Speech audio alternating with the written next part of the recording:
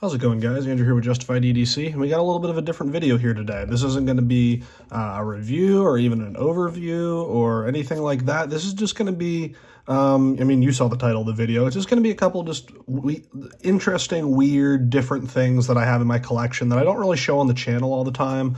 A lot of these I don't carry a whole lot or use a whole lot. They're more sentimental, or they're just kind of special or very niche. But I think they still deserve some camera time, so I wanted to show them off for you guys. So obviously everything's out here to kind of tease you guys, but we're going to go through one thing at a time. And again, I'm not going to be really reviewing any of these. If there's any glaring issues or things I really like or anything, I'll point it out. But again, this is just going to be kind of a fun, chill video. We're just going to go through some of this stuff and show you guys some cool gear that you may not have seen before. So before we get into anything, as always, we got to thank the sponsor of the channel, Auxiliary Manufacturing. Mike over at Auxiliary Manufacturing is doing some really cool custom USA-made fixed blades, like this pocket bowie here. He's got another drop coming up very soon at the time of me posting this video. So if you're interested in anything like that, go check out his website and his Instagram and everything. I'll leave links to everything down below in the description. And go pick something up. Tell him I sent you. Thank him for supporting the channel. And yeah, I also have a discount code with him, Justified10 will get you 10% off your order. So if you're interested in that, go check it out. Link in the description. So let's go ahead and get into this here. So let's, how do we want to start? I'm just going to start moving stuff out of the way here, and we'll get into things one at a time. I think I'm going to start with these two here. So these actually kind of go in conjunction with each other. So you may have seen this little guy here on the channel. I might have shown it off in like one video before. I know no one's seen this before. And what's special about these are both slip joint knives. So I'll give you a good look at this one, give you a good walk around the knife. Very simple. And there's this beauty right here. So these, if you can see right here on the ricasso of the blade, these are made in Scarperia, which is a town in Italy. It's one of the oldest knife-making communities in the world. It's definitely the oldest in Italy, so don't quote me on the world, but I know it is one of the oldest, like, continuously running knife-making communities. But it's a town in Italy, and when I was younger, when I was a teenager, I took a trip with my family over to Italy, and I was just getting into knives at that point. I've always had an interest in knives my whole life. But when I was a teenager, I was kind of starting to get into the knife community more. And when we went on this trip, I had done some research and I had found out about Scarperia. So I was like, we got to add this to the trip roster. We got to get over there. And we were able to go and meet some of these knife makers and go into their shops and see how they do things. And most of them are very traditionally made. And I was able to pick up these two pieces. So this one here is very simple. It was one of their budget ones. They kind of just had a bunch of them out, just mass production. And these are kind of like their utility knives, like people would carry around town. The knife laws in Italy are very strict, but there are certain things you can carry. This one in particular, this blade shape here, you'd almost, us in the modern knife community might call that a pocket cleaver or something stupid like that, or sheep's foot or whatever you want to call it. But this, as the guy who made it told me that they call this I think they were calling it a Sicilian tipped knife. Because, and again, a lot of you guys that are really into knife history and law and everything like that might be able to correct me. There was a time period in Italy where they had outlawed knives with points. Because there were so many stabbings and crimes being committed with knives, they were like, you know what, we're outlawing knives with tips so that you can't stab anyone, which we all know is stupid. And, I can still cut someone with this. It's still got a piercing tip here. Dumb laws, but it's a thing. So that kind of became a very popular blade shape in Italy for a while, that the everyday person could still carry legally and do their, utility work with. So this one's really cool. It does have half stops, which is nice. It's a little rough on the fit and finish. It's just very simple pin construction, little bit of gapping and stuff like that. But, it's a really nice walk and talk. There are half stops. It locks up nicely. There's no side-to-side blade ply. When it's open, everything fits pretty flushly. It's a nice little knife. It wasn't that expensive. I don't even know what the steel is on here. I'm assuming, if you guys know any more about these than I do, please let me know. I'm assuming it's just a very simple stainless or carbon steel. I don't even use these enough really to know if it's stainless or carbon. These kind of just are in my collection, and I like pulling them out and looking at them. I remember my trip and my time in Scarperia. This one was much more expensive. This is one of their custom models. This is completely handmade. This one, I believe they said, was made from some kind of African buffalo horn, and it's very highly polished. It's kind of that like old school Roman style knife. So like if you've seen those old pictures of like the first folding knives that came out of the Roman Empire, they had that kind of long handle with the taper in the back that you can choke back on, and this kind of like long like leaf-shaped blade that comes to a pretty acute point. It's kind of got that vibe, and that just really spoke to me. You know, you're in Italy. I went to Rome. I had seen some of the artifacts and stuff like that that looked like this knife, and so I was like, you know, I got to pick this up. It's really, really beautifully done. All of this hand filing here on the spine, just absolutely gorgeous. The blade is really, really well ground. This is a absolute laser beam. I don't really cut with this much, but actually let me grab a piece of paper here. I have some scrap paper here from printing out some labels. Let's just take a look at this edge here. It actually doesn't cut paper that well because it's a very, very toothy edge, but I don't know how to describe to you how sharp this knife is. It's just a very, very bitey, very, very bitey edge. It's a hollow grind, so it comes down to a very, very thin edge. But I love this knife a lot. It has an extremely strong half stop. Same thing on the close. The walk and talk is amazing. Just snaps open and closed with authority. There's no blade play. Everything lines up really well. This is just an absolute gorgeous piece that will absolutely be in my collection forever. I'll never really carry it or use it. I might carry it on some kind of special occasion or something, but just two pieces that mean a lot to me from my time over there, and just have some cool history behind them. So I thought I'd show those off since they don't really get any camera time. Next thing here, let's continue with the knives. So this guy right here, this is made by a small maker called LKC Knives. I actually found them when browsing eBay. They're a small maker. I don't even remember where they're based off of. If their web store is still up or their eBay is still up, I'll link to everything down below. So I'll try to find them again and link to them. But these are all hand forged. There's very simple wooden handles, very simple sax style blade. It's interesting. It's like a full flat grind, and then right about here it starts to convex down to the edge. So it actually does taper down here. There's no secondary bevel. It is sharp. If I was ever going to actually use this, I'd probably end up putting a secondary bevel on it. But this is really just a display piece. I really love old sax style knives. I've always been intrigued by them. I think they look awesome. And just the history behind them is cool. You know, like the whole broken tip sax. It was often they would make them out of swords that had broken from either they were making them and the tip had snapped, or they were in battle and their sword had snapped, and you know they would then just grind this tapered clip point on here, and that kind of became that broken tip sax, as they call it. So just a really cool piece. I wanted like a genuine looking large sax blade. I'll never really carry this. It doesn't even have a sheath. I just have it on display up here right next to my desk, and I just think it looks awesome. Feels really good in hand. It's very nimble and light.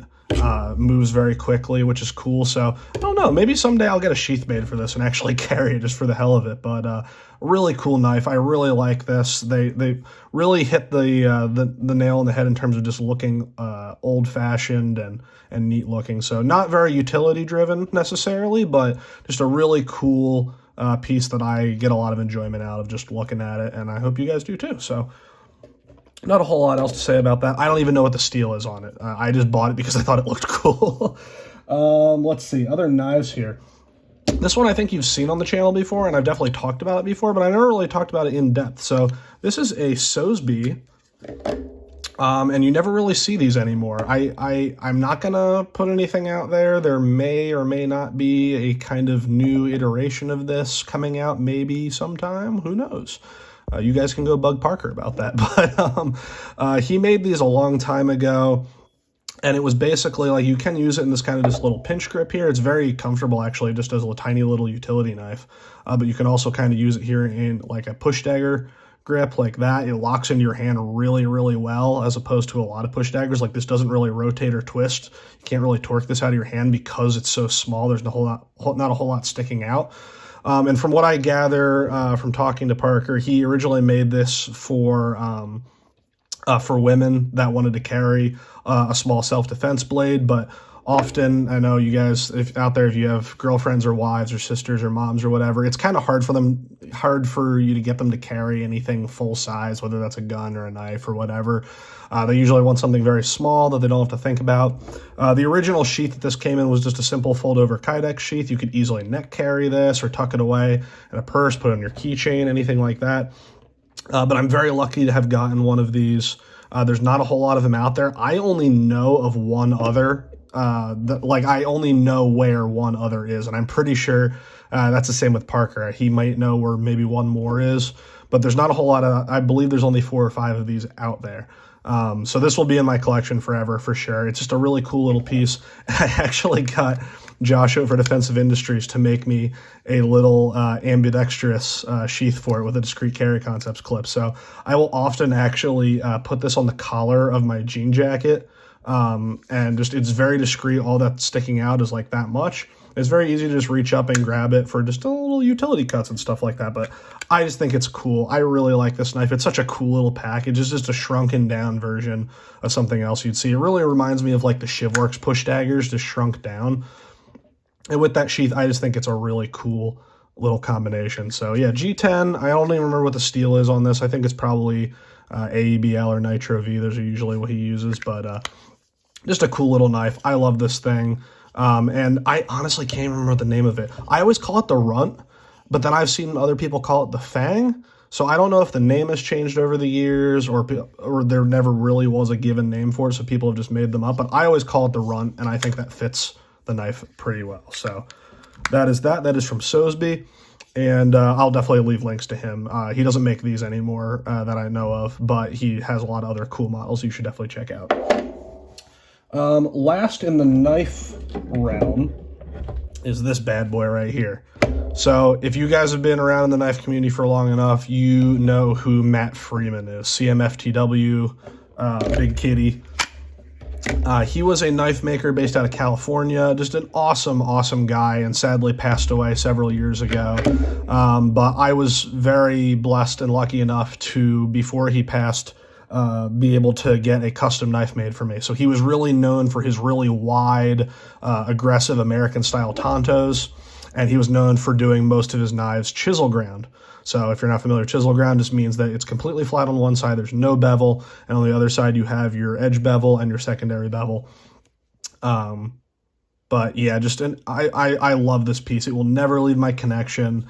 Matt was such a cool guy. I didn't know him as well as some people, but I considered us friends. We talked on the phone from time to time. He was really cool through the whole process of making this knife. You know, he would contact me on the phone and we talked for a long time about design, and you know, he would take measurements of your hand so that it fit your hand good. He'd let you pick all your steels and your materials. It was just a really awesome, it was one of my most genuine experiences getting a custom knife made for myself. Really miss that guy. He's awesome. I actually have a, I don't know if I can really show it on camera here because I have a sweatshirt on, but I actually have a black rabbit tattoo to commemorate him after he passed. So rip Charlie Mike. Just Matt Freeman was an awesome guy. Really sad that he left the community sooner than we had all hoped, but he did some awesome work while he was here. The other thing with this sheath here is he was known for this style of carry where he'd put a tech lock on an angle and he'd carry it on like his 3 o'clock on his side so you could draw it. And it's kind of hard with this knife in particular because the handles are smooth, but you kind of draw it out right into a reverse grip.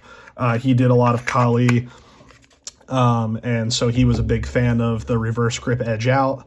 And that's how he preferred to carry these. He was in his state, and with his legal background, he wasn't able to carry a firearm, so he always carried a very large fixed blade outside the waistband in that kind of style over there, so you could pull it right out into edge out, reverse grip.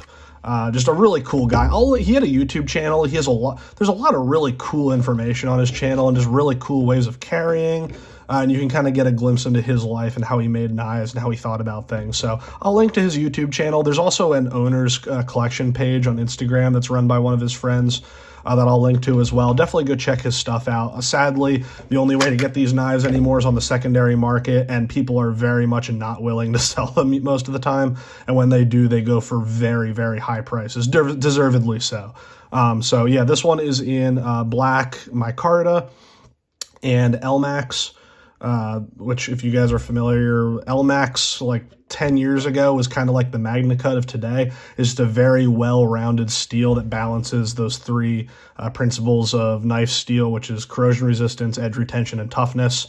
It's not quite as good on all three of those fronts as Magna Cut, but it was kind of the super steel of the day for a while. So very lucky to have this piece. It will never leave my collection. I love it a lot.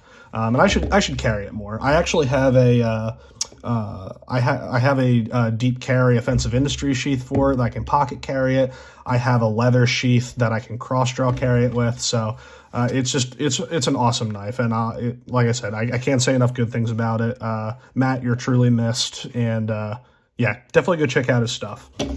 Along the same lines, also from Matt Freeman, this is and as far as I'm aware, from all of the forum pages I've been on and all the people that were closer to him that I've talked to, this is a one of one. There's only one of these ever made by him. You can see he hand carved in the CMFTW in there.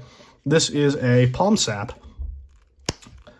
Not a whole lot more explanation there. There's a lead inside there, sewn together, leather. You got a band on the back there for your fingers. Just, you know, slap someone upside the head with it. I was very lucky to come across someone selling this. Someone was like selling their entire collection, and I was able to pick this up. So as far as I'm aware, this is a one of one. I will occasionally in the winter, you know, just throw it in my jacket pocket and carry it around. But mostly it's just I keep it around as a memory of him. And just because it's a one of one, it's very rare. So I'm very lucky to have it, and I just wanted to show it off because I think it's really neat and not a lot of people have gotten to see it. So that is also from Matt Freeman, this little palm sap here. All right, last couple things here. We'll keep on the theme of blunt instruments here. This, you're looking at it, you're like, okay, why do you have an antler with a piece of leather on it? Well, this actually, I was up on a trip in Maine, I don't even remember what town it was in, but, you know, we were just out exploring, and we came across like a flea market that was going on. And, you know, Maine, you guys know how to do flea markets. There were so many guns being sold there. It was so cool. Lots of cool antique guns and old stuff like that. And I walked up to this guy's table, older guy, probably 70s or 80s, and he had a bunch of just random stuff for sale, antiques and stuff. And I saw this sitting there, and I picked it up, and I'm going, you know, this feels heavier than a normal antler. And I'm looking at it, and I'm like, you know, it looks like there's a seam up there on the top and on the bottom. And, you know, it's got the cord in there. And I picked it up. I'm like, hey, out of curiosity, what is this? And he was like, oh, you know, well, back in the day, we would call it a and I'm not going to say the word that he used for the name that he used for this, because it would definitely get me canceled and probably get a strike on my YouTube.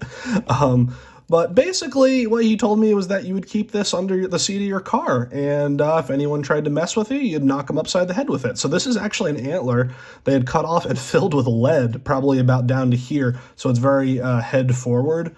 But it's basically a like a billy club, but made out of antler and filled with lead. So I was like, you know, I immediately was like, I gotta have this. This is so cool. He sold it to me for something stupid like $15 or something like that. I tried to give him more, but just a really cool piece that I've kept ever since. I think it's really awesome. I really like natural materials that is kind of shaped into tools like this. You know, it's very head forward, so you already got that forward momentum going, and then the weight out front. Like, this would definitely do some damage to the side of someone's head. And then they put the leather lanyard on there for retention. It's a really cool piece. I rarely ever carry it, but it's just a memory of that trip and the funny story of the guy telling me about it. If you guys really want to know the name that he called this, DM me on Instagram and I'll share it. It's a funny story, but yeah, I really like this thing. It's really neat, and I wish more makers were doing stuff like this.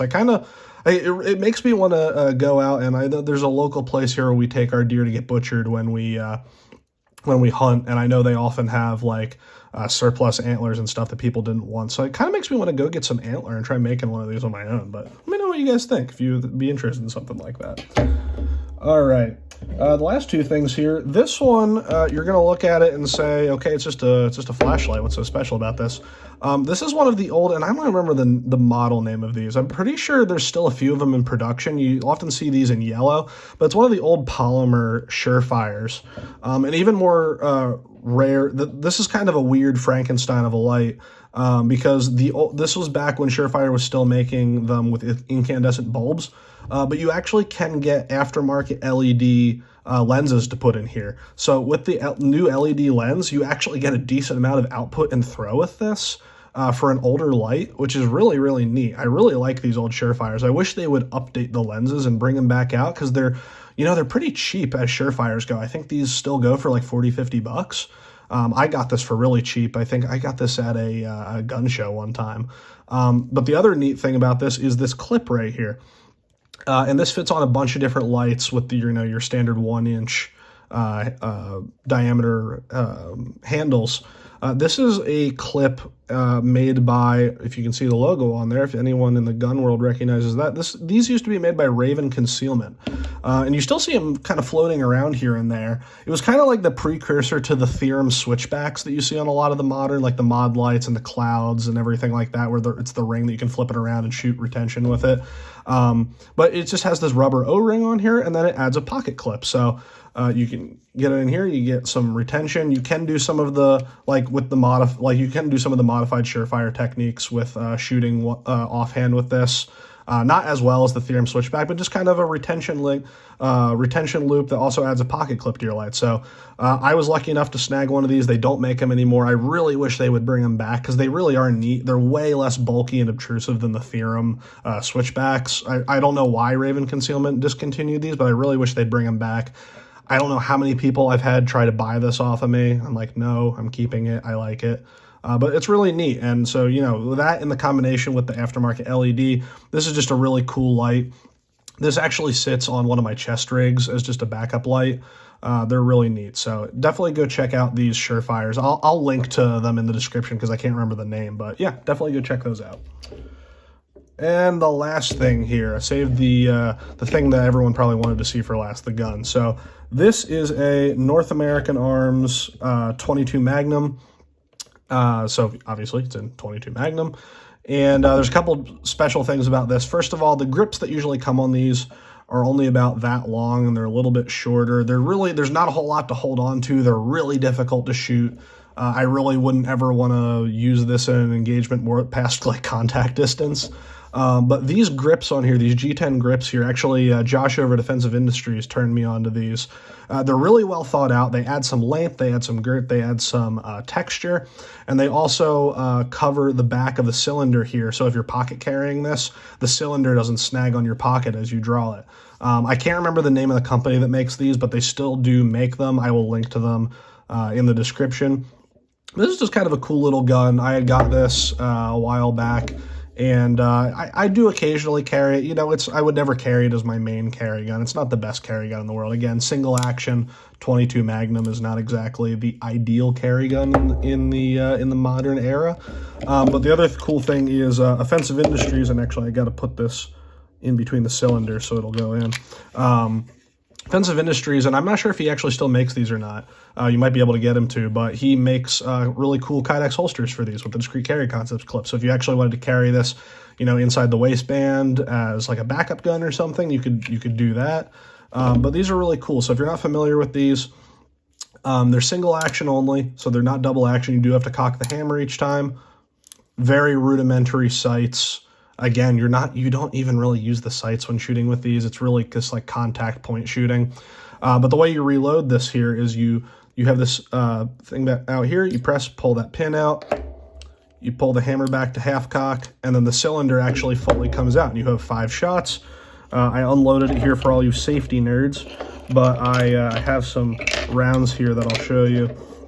So it takes 22 Magnum, which is just a longer version of 22 long rifle. Originally meant for doing like small game hunting and stuff out of like full rifle length barrels, but you just load it up like that, one at a time, drop them into the cylinder.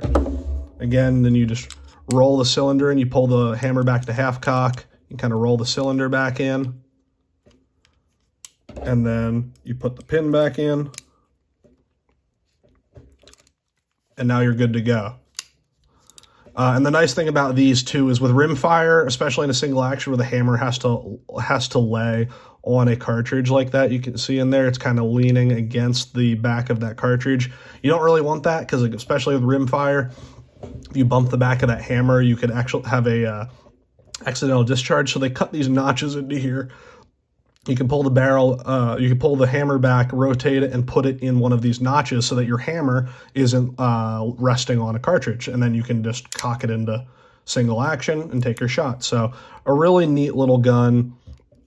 They make a bunch of different versions with these. With the standard grips, I'd say they're virtually useless. But with these, they're actually shootable. And with the combination with the offensive industry sheath, which actually is molded to only be able to take the cylinder when it's on that in-between spot, which is smart. This is a kind of cool little backup gun option, or just if you need something really discreet. Just a kind of a cool gun. I like these a lot. So that is all I got for you guys today, all right? So I'll pull all this stuff back out here so we can take one last look at all these pretty knives and tools and stuff like that. But let me know if you guys like videos like this and just kind of me talking, showing off some cool stuff from my collection. I'm sure there's some other stuff that I could find that, I'm not going to review or anything like that, but I think they're neat and it's in my collection, so, why not show it off? So if you have any questions about any of this stuff, feel free to leave it down below. Let me know what the most, weird, obscure thing that's in your collection that you don't really carry or use all that often, but just kind of brings you enjoyment. Leave that down in the comments. I'd love to hear about them. If any of you guys have channels, feel free to post a video of them and tag me in it so I can see them. But that's all I got for you guys today. And as always, I will see you in the next video.